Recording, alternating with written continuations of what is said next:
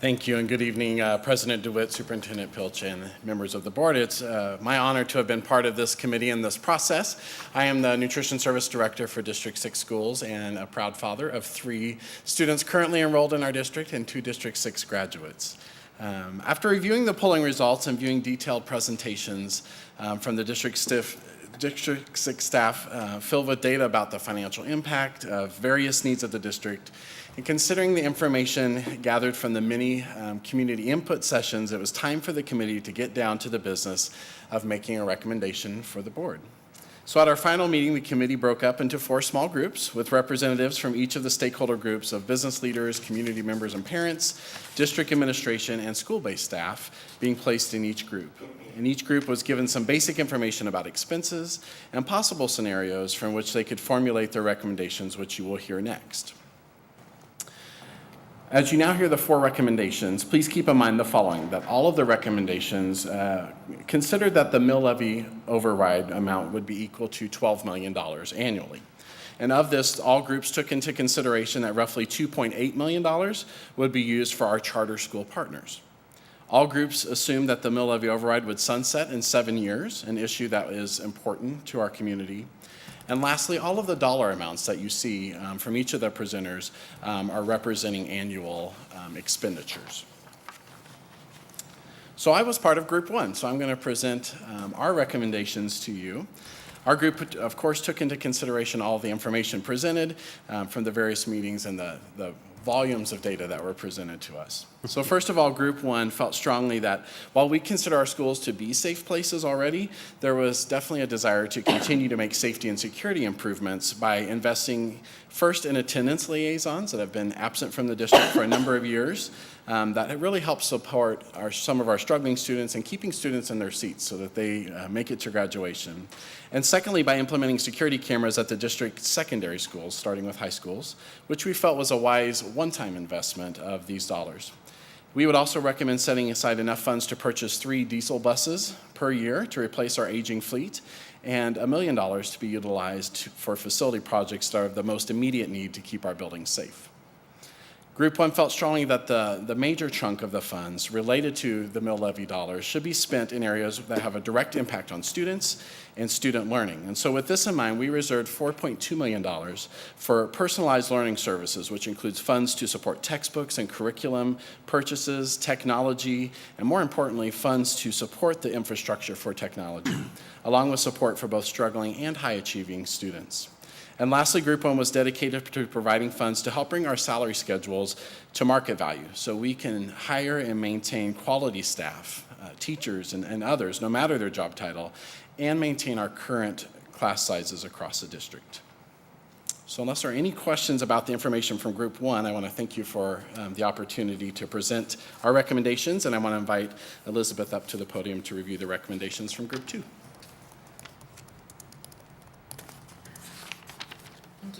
Well, thank you for having me here this evening. I'm Elizabeth Barber, community member, proud parent of a District 6 graduate, and with the Greeley Dream Team. I'm excited to present Group 2's recommendations to you this evening. It was just a very rich and thoughtful process that we were able to go through in these series of meetings that we had. We first looked at safety and security. We set aside $320,000 for that, and that was for attendance liaisons. We feel that there's a tremendous value in having these staff reinstated back to the district to build relationships with our students and their families to help them set a positive attendance plan.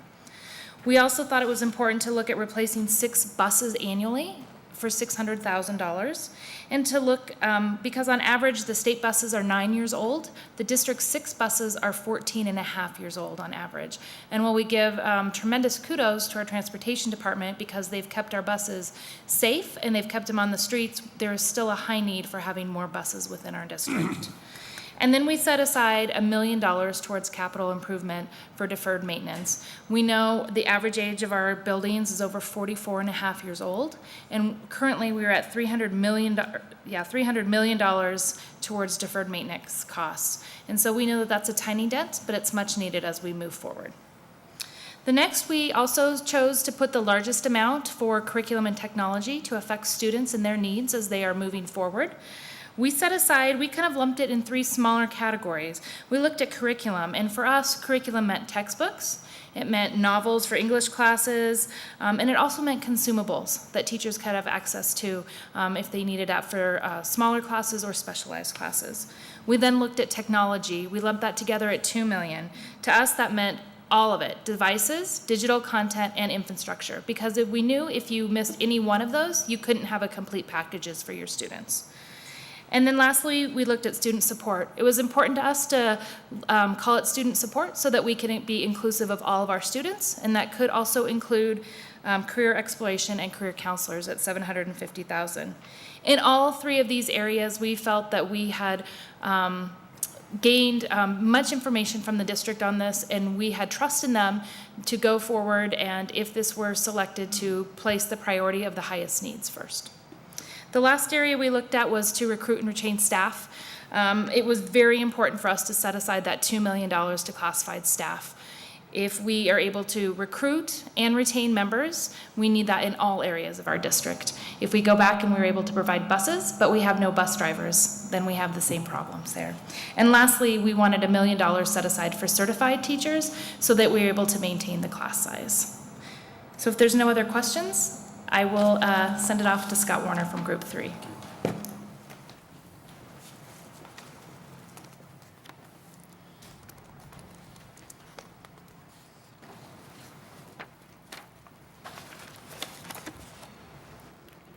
Hi, I wanted to first off start by thanking the Board of Directors for allowing us to get together as a committee, talk about this, and bring this information in front of you. Kudos to Dr. Pilch and her staff. They created an amazing environment for us to get together, collaborate, and really put our heads together to figure out what would be the best option for us to bring in front of you all to spread dollars across categories that really impacted items that were core to the values brought in front of us by School District 6. So one of the things that our group looked at was the three categories that were presented earlier. So I don't want to duplicate any verbiage here. But the first item that we thought needed to be addressed was in attendance liaisons. So we mentioned $320,000 annually to bring attendance liaisons back into the schools. That was something that John Gates expressed need for and value. Keeping kids in their seats is very critical, and being able to pour into students by partnering with them in getting to class was critical. So investment there was recommended. Bus replacement, this is a little different than some of the other recommendations. We were at $200,000 annually to create a replacement schedule for these buses. Our thought process behind that was $200,000 purchases 2 diesel buses. And the maintenance staff for the district does a great job keeping the buses safe and on the roads. We thought we would take some dollars out of that category and implement them in other areas. Keep in mind that there are a couple of buses in the fleet that really do need to be replaced. There's one that's 33 years old. So that was a good investment of dollars, we thought. Cameras in high schools was critical. I think it was our thought process that $400,000 would go to take care of one high school at a time, then moving down into the schools after that. So start with high schools, putting cameras, and then move on to the other schools. Once again, all about replacement cycle. We didn't touch the deferred maintenance. We understand the need there. Personalized learning was the second category. Once again, this is fairly similar to the other plans. We heard earlier from the students that came in front of you, and I was actually shocked this evening. They mentioned that as a critical need. It's interesting to hear that from them. But you'll notice that there's $2 million invested into curriculum, And this is really more to get everyone caught up to speed on the curriculum, and then we can implement a smaller dollar amount year over year to keep that up to date. Digital content of $400,000 annually was really our recommendation. No different than some of the other plans. However, where we differed was in the technology, devices, and infrastructure. We bumped that up a little bit to account for aging core infrastructure for the district. What you all don't see on this slide is that we actually did some breakouts for the next year and following years. The infrastructure investment would go up to $1 million. This would address the fact that to increase the device ratio, so to make it more of a 1-to-1 or close to that ratio on devices, you need more and better infrastructure to deliver that. So the dollar amount and suggested investment there was higher. We also discussed the career exploration and career counselors. That didn't change at all from other plans. I think that's a critical need, being able to give students a good path to their career choice. Their furthering education was no doubt an important investment. Another thing that was interesting hearing earlier from the students, that they thought that support for achieving and struggling students was a worthy investment, that the students themselves would call that out, that they feel to invest in those students would be worthy. Maybe speaks volumes from my perspective, that's something that should stay on here and be invested into. You all mentioned that you wanted to keep the focus on student achievement. That's one way to do it. And lastly, the recruitment and retaining of staff. Once again, the students mentioned that as well. Our community council thought that it was a worthy investment to take care of capturing talent and putting them in front of students. So if there are any questions, I'd be happy to take them. But other than that, yeah, just really appreciate the opportunity to be up in front of you all, and you all do a great job. So, all right. Thank you very much. Actually, I did have one other thing I wanted to mention. This is kind of a tall task. We have $12 million if this gets put to ballot. And our thought process, and I think this was a collective thought process, was that we wanted to keep these categories few but strong. So investment into 5, 10, 20 things would dilute the investment and also make it harder to execute and showing proper use of funds. So we tried really hard to kind of summarize this and boil it down to 3 core categories. Obviously, you can throw as many dollars as you want, but we tried to be smart about the categories we invested into. So that's it for me. Michael will be up next for Group 4 recommendations.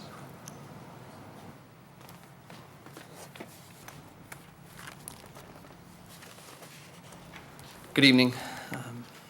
My name is Michael Matthews. I'm primarily a parent in District 6. I tutor actually at Shawsheen Elementary, but I have 5 kids that go to Chapello, or I will in the fall. I have 4 right now, but 5 will be there in the fall. And so first off, thank you for including parents in this process. We probably have the most invested in the school system, but we don't always make it to these kinds of meetings not because we don't care, but we just oftentimes at this time of day don't have a lot of time or energy left. And so thank you for inviting us. And I found the process itself very educational, extremely educational, because I think I approached this very much the way that parents do. I thought I knew what schools needed. Teachers, those are the people I interact with all the time. We want good teachers. We want to be able to keep and retain the great teachers that we have. Textbooks, the textbooks that I see, the textbooks that I want to see, the online learning, which I again can say for my kids has been critical. The different programs like EPGY and SumDog and Red Dog that they've been able to use that allows them to move at their own pace. It's been a great blessing for my kids. What was educational about our process, or the process for me though, was all the different things that I learned, the things that I don't see. I learned about roofs. I think somebody already said buses and boilers and how all these different things connect together. How when we don't have enough money for buses or bus drivers, that kids have to leave school early and they have to go to events early, and they're out of class. And so buses don't just impact safety, they impact personalized learning, and textbooks, they don't just impact personalized learning, they impact the recruitment and retention of staff and teachers. We ever figure out where Doug Ladiak is? He's in France. What part though? Do you know? Does anybody know? By the Alps. He's in the Alps. In the Alps, you know? I asked because I used to live in France. I lived in Lyon, France. He's at altitude. He's at altitude, okay. I met my wife there. We spent our first year of marriage there. And I bring that up because my wife had the opportunity, or she was offered a position in District 6 a couple years ago to teach French part-time. And it was almost a perfect job for us. It just came at not quite the perfect time, just a little bit too soon because we still had 2 kids at home. And but she was still going to take the job. She thought she had figured it out so that we could make it work with our schedule and times and getting kids where they needed to be. And she was going to take the job until she went to a staff meeting and found out they didn't have textbooks. Because what that meant for her was she was going to have to be at a copier an extra 5 hours a week. And it doesn't sound like a lot of time in a week, but it was 5 hours we didn't have. And you missed out on a phenomenal French teacher that year. So again, you know, textbooks, they don't just directly impact student learning. They impact teachers and the quality of their lives, I'm sure, and the satisfaction that they have in their jobs. And so Group 4, we were just trying to find something to cut. And we just never really found anything. Other groups seem to find something to cut. It's all important, and it all connects one piece to another, and none of it's nearly enough. We know that. We don't need $1 million for capital projects. We need $20 million at least. So good luck with this as we hand this off to you. Do your best with it. I would caution you to be careful, you know, as you try to find things to cut. I think the thing that our group contributed that I was proud of was the way that we grouped things together, and we tried to group it in such a way to give teachers maximum flexibility and schools maximum flexibility. So we grouped textbooks and curriculum, digital learning all together because while a French teacher does need textbooks and workbooks, a STEM teacher needs something else, and an English teacher maybe just needs another English teacher, so he can only has to grade 120 essays instead of 160. So those were our recommendations. If you have no other questions for me, I'll turn it over to Chris Woodruff. Thanks, Michael.